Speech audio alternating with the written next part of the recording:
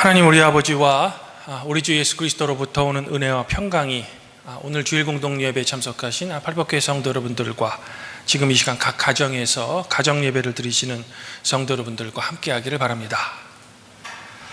성도 여러분, 오늘 이제 첫 번째 봉독문인 사도행전을 보면 이제 베드로와 요한이 이 성전에서 걷지 못하는 사람을 고쳐주는 이적을 일으킵니다.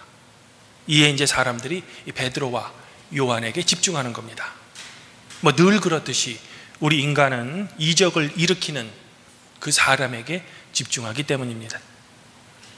하지만 베드로는 이 사람들을 향해 아니 왜 우리에게 집중하는가 라고 반문하면서 이 사람을 고쳐준 사람은 우리가 아니라 바로 나사렛 출신 예수 그리스도임을 이들에게 밝히는 겁니다.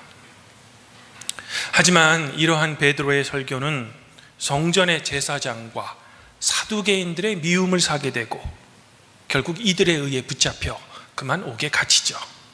그리고 그 다음날 장로들과 서기관들 앞에서 일종의 이제 재판을 받게 되는 겁니다.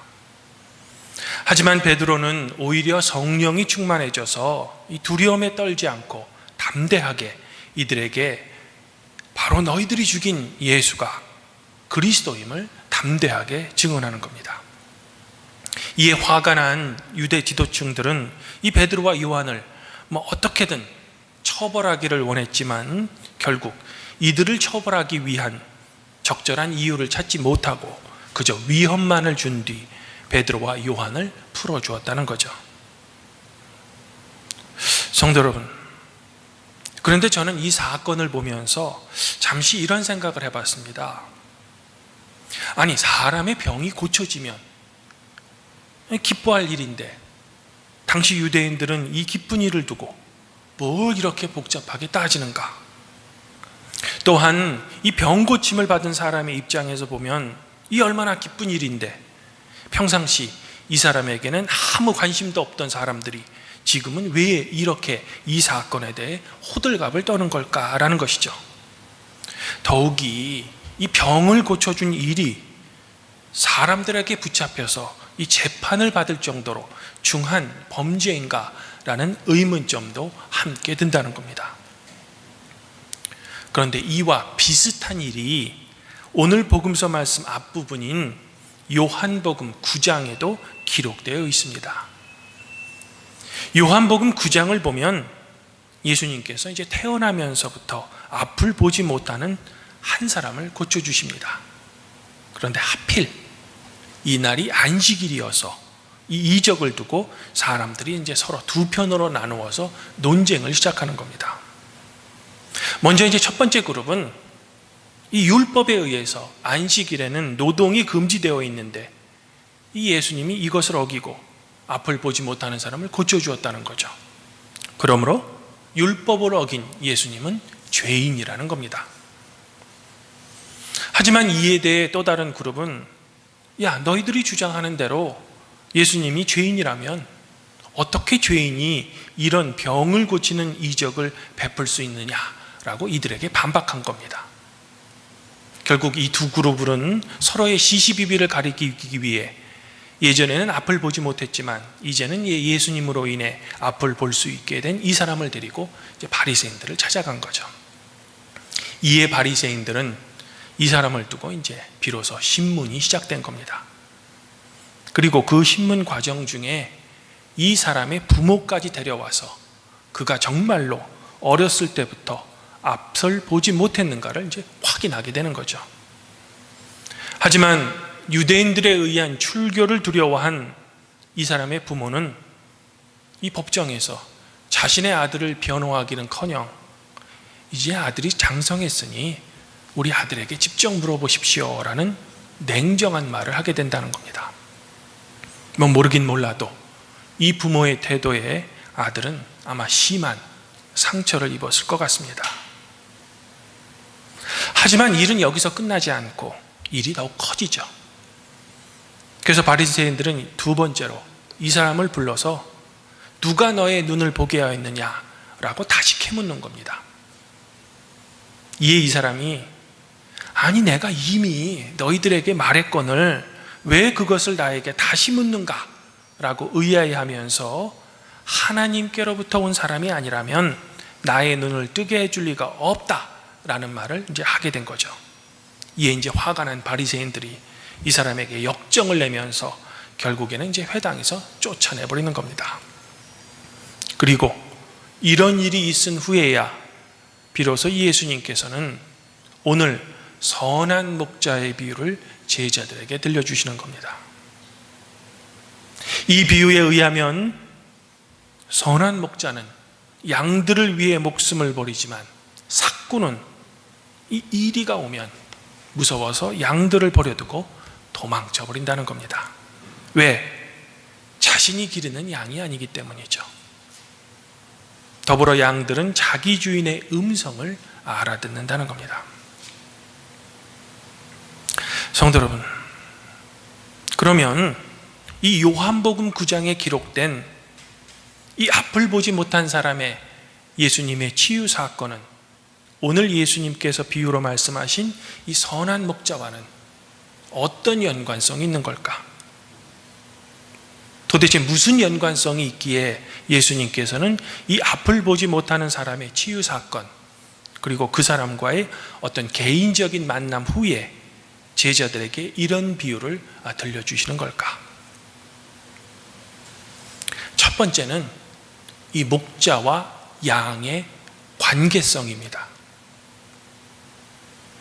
예수님께서는 이 앞을 보지 못하는 사람을 보자 그 사람의 고통을 바로 예수님 자신의 고통으로 느끼셨기에 이 사람의 병을 고쳐주신 겁니다. 즉 진정한 선한 목자와 그의 양의 관계는 사랑을 바탕으로 형성된다는 겁니다. 그러하기에 양을 사랑하는 선한 목자는 자신들의 양을 위해 목숨까지 버릴 수 있다라는 겁니다. 반면에 제자들은 이 사람이 앞을 보지 못하게 된 것이 도대체 이 사람 자신의 죄 때문인가, 아니면 그 부모의 죄 때문인가를 놓고 논쟁을 벌였죠. 제가 보기에 이런 행동은 이 앞을 보지 못하는 사람에게 무의식적으로 가해진 제2차 가해입니다. 전혀 다른 사람의 고통을 이해하지 못하고 내가 생각한 도덕과 나의 논리체계 속에 그 사람을 대입해서 그 사람을 정죄하는 거죠.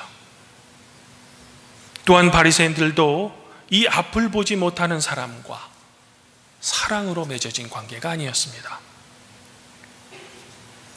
앞서 말씀드린 대로 앞을 보지 못하는 사람이 이제는 앞을 보게 된 점은 얼마나 기쁜 일입니까? 주변 사람들은 이 치유 사건을 보면서 하나님께 영광을 돌리면서 이 고침받은 사람을 축하해 주어야만 했습니다.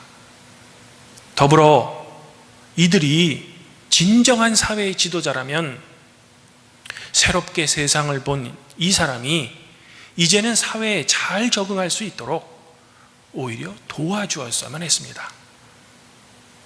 생각해 보십시오. 지금은 주님의 은혜로 앞을 볼 수 있게 되었지만 이 재판 과정에서 부모로부터 버림받은 이 사람의 심정이 얼마나 상처를 받았겠습니까?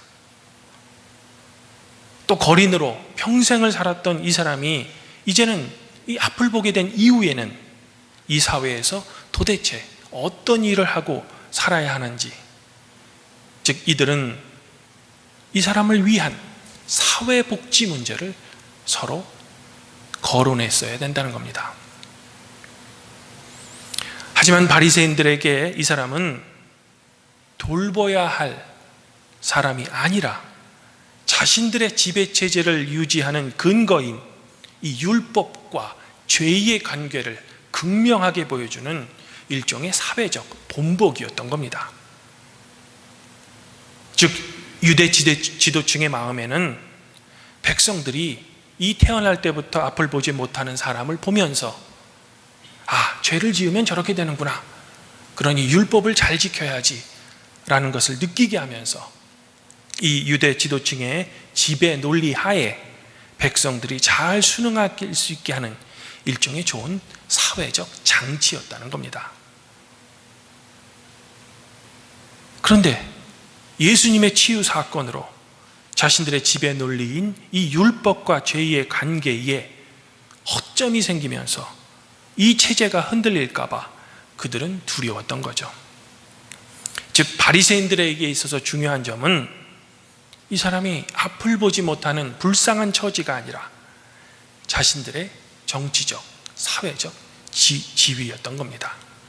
결국 사꾼과 양의 관계는 사랑이 아닌 지배와 감시라는 것으로 바탕이 이루어졌다는 겁니다. 사랑하는 성도 여러분, 저는 여기서 제가 겪었던 이 경험담 한 가지를 성도 여러분들에게 좀 들려드릴까 합니다. 지금이야 제가 한 교회를 담임 목사지만 과거에는 저도 이 대학에 소속된 연구소의 말단 연구원이었던 시절이 있습니다.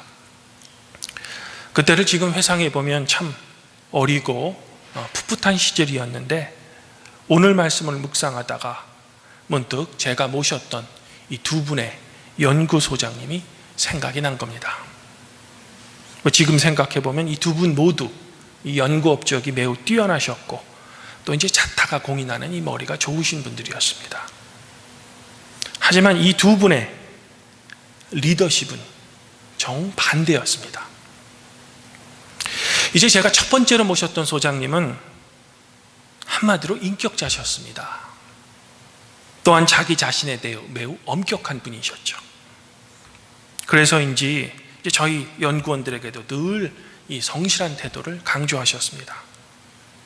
어떻게 보면 조금 이제 까다로운 분이셨는데 반면에 그분은 언제나 연구원 편이셨습니다.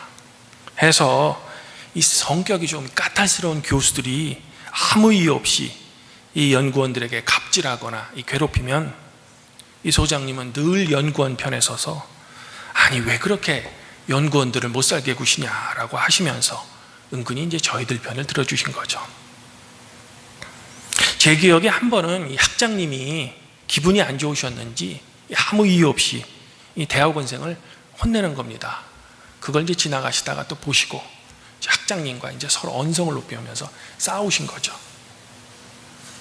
이처럼 같이 일하는 동료들과 밑에 있는 연구원들을 매우 아끼시고 이제 사랑하는 분이셨습니다. 권력 앞에서 절대로 눌리시는 분이 아니셨습니다. 지금은 모르지만 참 그때를 생각하면 제 아버지 같은 분이셨죠. 그래서인지 연구원들 사이에 인기가 매우 좋으셨고요.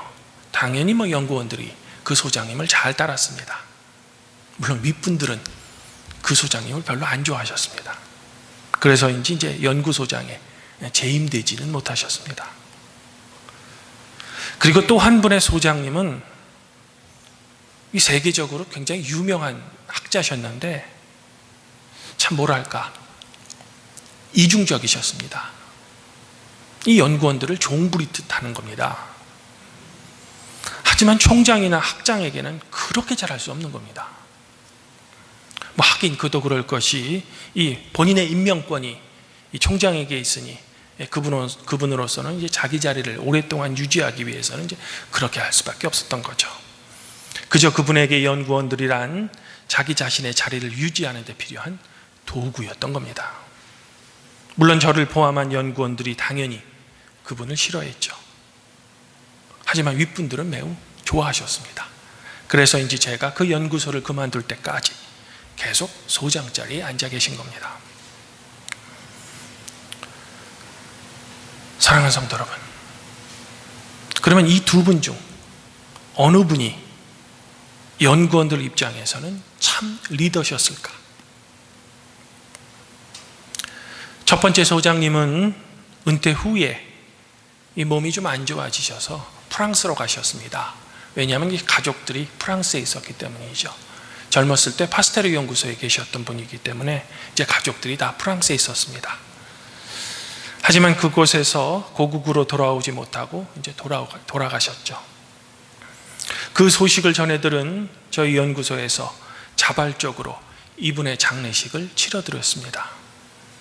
원래 카톨릭 신자셨기 때문에 이제 그분과 인연이 있는 신부님이 이 장례 미사를 집전하셨고, 이제 저희 연구원들은 이제 그분의 영정을 들고 평상시 이제 근무하셨던 연구실로부터 이 병원 앞에 있는 병원의 채플까지 많은 제자들과 연구원들 그리고 후배 의사들도 그 행렬을 뒤따라갔던 것이 기억이 납니다.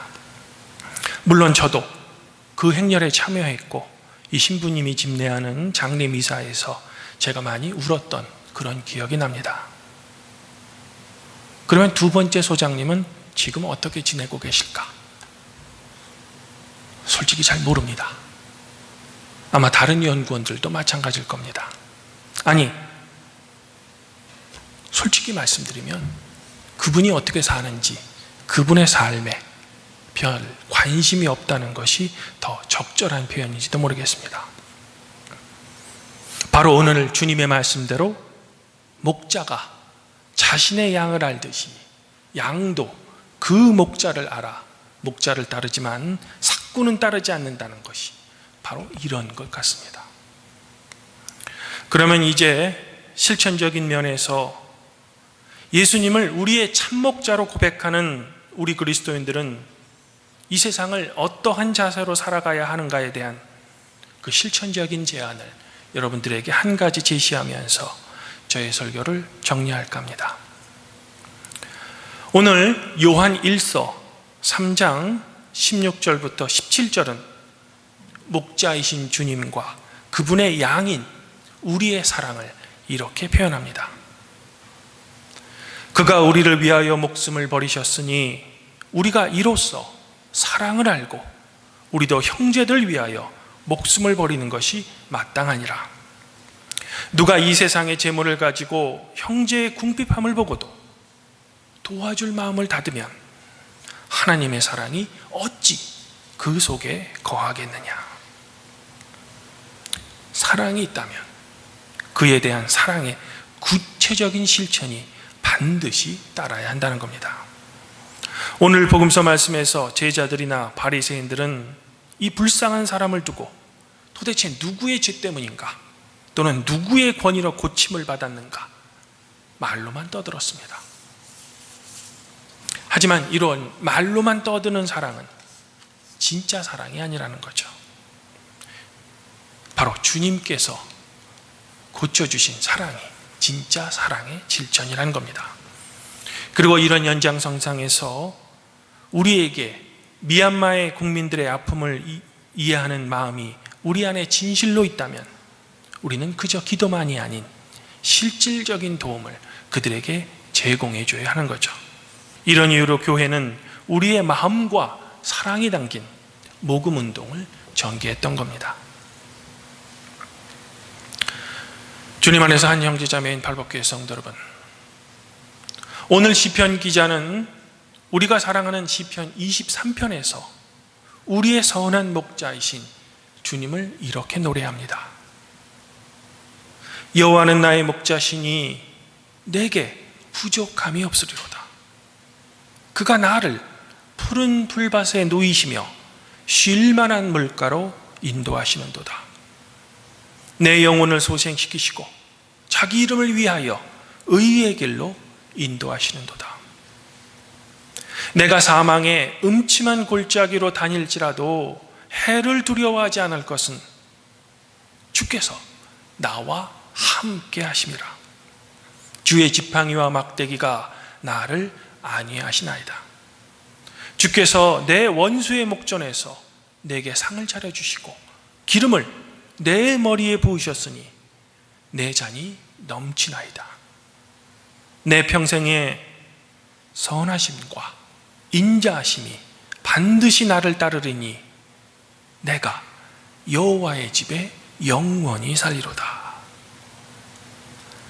아무쪼록 저희 발복교회 성도 여러분들은 여러분들의 진정한 선한 목자이신 예수님의 음성을 듣고 그분의 인도하심을 받아 여러분의 삶에 부족함이 없으시길 바랍니다. 또한 그분의 선하심과 자비하심이 성도 여러분들 자신과 여러분들 가정에 늘 충만하시기를 저는 시간 소망해 봅니다. 그리하여 우리를 향한 그분의 사랑에 대해 이제는 우리가 그분께 감사한 마음으로 우리의 주변에 도움의 손길이 필요한 사람들에게 여러분의 사랑을 나눠주시기를 바랍니다. 그러한 여러분의 나눔의 실천에 우리의 목자이신 주님께서는 늘 여러분과 함께 해주실 겁니다. 그리하면 뭐든지 가게 뛰어나신 하나님의 평강이 그리스도 예수 안에서 성도 여러분들의 마음과 생각을 지켜주실 것입니다.